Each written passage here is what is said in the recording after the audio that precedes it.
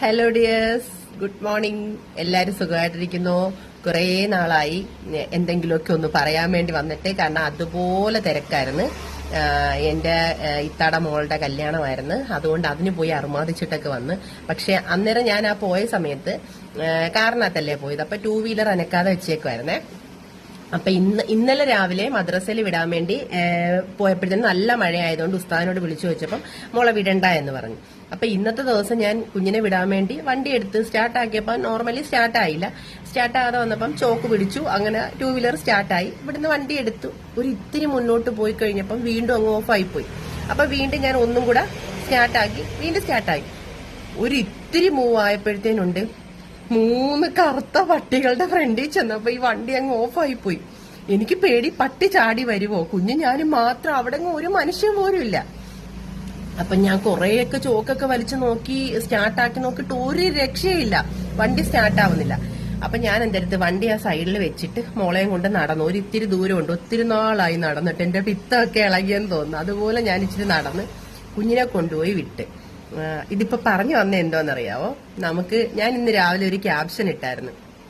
നമുക്ക് കുറെ ദുഃഖങ്ങളൊക്കെ വരുമ്പോൾ നമുക്ക് കുറച്ച് സന്തോഷം തരാനുള്ള പടച്ചവൻ കുറച്ച് സൊല്യൂഷനൊക്കെ, ഒരു പ്രശ്നങ്ങൾ വരുമ്പോൾ അതിനെ അതിജീവിക്കാനുള്ള സൊല്യൂഷനും പടച്ചവൻ തരുമെന്ന്.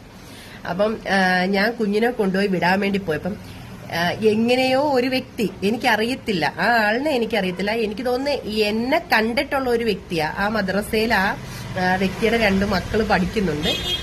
പടച്ചവന്റെ രൂപത്തിൽ എന്റെ മുമ്പിൽ പ്രത്യക്ഷപ്പെട്ടത് മാതിരി ഞാൻ ആ കുഞ്ഞിനെ കയറ്റി വിടാൻ വേണ്ടി സ്റ്റെയറിന്റെ സൈഡിലോട്ട് വന്നപ്പോഴത്തേനുണ്ട് നമ്മുടെ മെയിൻ ഉസ്താദും അവിടെ വന്നു. ഞാൻ കാരണം പറഞ്ഞു വണ്ടി ഓഫ് ആയതുകൊണ്ടാണ് മോള് ലേറ്റ് ആയതെന്ന്. അപ്പൊ ഈ വ്യക്തി പറഞ്ഞു ഇങ്ങോട്ട് കുഞ്ഞിനെ ഇങ്ങോട്ട് ഞാൻ മേലോട്ട് കയറ്റി വിടാന്ന് പറഞ്ഞു. അപ്പൊ ഞാൻ പറഞ്ഞു, അപ്പൊ എന്നോട് എന്ത് പറ്റി? അപ്പൊ ഞാൻ പറഞ്ഞു ഇതുപോലെ വണ്ടി ഓഫായി അവിടെ ഇരിക്കുന്നു. അപ്പൊ അദ്ദേഹം അങ്ങ് കൊണ്ടുപോയി. ഞാൻ തിരിച്ച് നടന്നു വന്ന് വണ്ടി ഞുരുട്ടിക്കൊണ്ട് വരാമെന്നും പറഞ്ഞിട്ടായിരുന്നു. അപ്പൊ അദ്ദേഹം ഞാൻ ഇത്തിരി ഫ്രണ്ടോട്ട് നടന്നു. അപ്പൊ വന്നിട്ട് ചോദിച്ചു വണ്ടി എവിടെ ഇരിക്കുന്ന പറഞ്ഞ എന്റെ താക്കോല് മേടിച്ചു.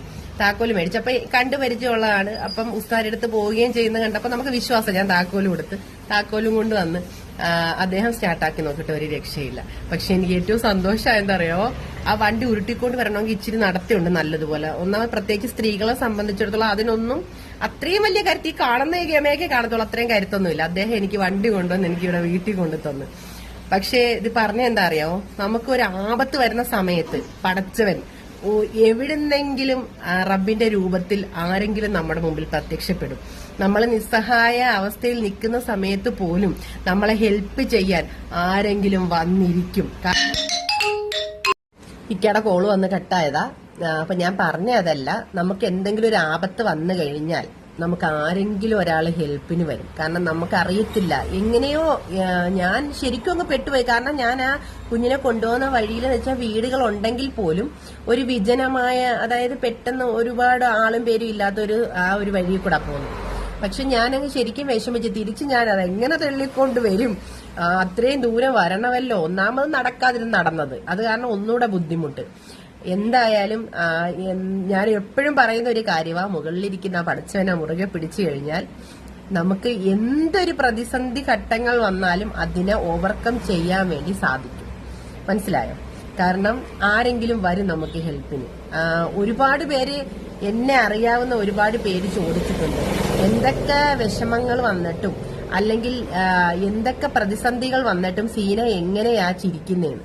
അതിനൊരൊറ്റ ഉത്തരവേ ഉള്ളൂ, മുകളിലിരിക്കുന്ന ആ ശക്തിയെ എത്രത്തോളം നമ്മൾ മനസ്സിൽ ഉറപ്പിച്ചു നിർത്തുന്നോ അത്രത്തോളം നമ്മുടെ കൂടെ കാണും. അപ്പൊ എല്ലാവർക്കും അത് മനസ്സിലായി കാണും. ഇപ്പൊ ഞാൻ ഈ പറഞ്ഞ എന്റെ മുഖത്തെ എക്സ്പ്രഷൻ, ആ എക്സൈറ്റ്മെന്റ്, ആ ഒരു അത്രയ്ക്ക് ഭയങ്കര ഒരു സന്തോഷം ഞാനിത് പങ്കുവെക്കാൻ കാരണം എന്താണെന്നറിയാമോ, ഞാൻ അത്രയ്ക്കൊക്കെ വിഷമിച്ചു. വണ്ടി ഓഫായി, കുഞ്ഞിനെ കൊണ്ടുവിടണം, തിരിച്ച് ഞാൻ ഈ വണ്ടി എങ്ങനെ കൊണ്ടുവരും? ഞാൻ ഫോണും എടുത്തോണ്ട് പോയിട്ടില്ല കയ്യിൽ. കാരണം ആരെങ്കിലും ഒന്ന് വിളിക്കണമെങ്കിൽ എന്റെ കയ്യിൽ ഫോൺ വേണ്ടേ? ആ പോകുന്ന വഴിയിൽ ഒരു ഒറ്റ വീട്ടിലെ ആൾക്കാരെ എനിക്ക് അറിയത്തില്ല.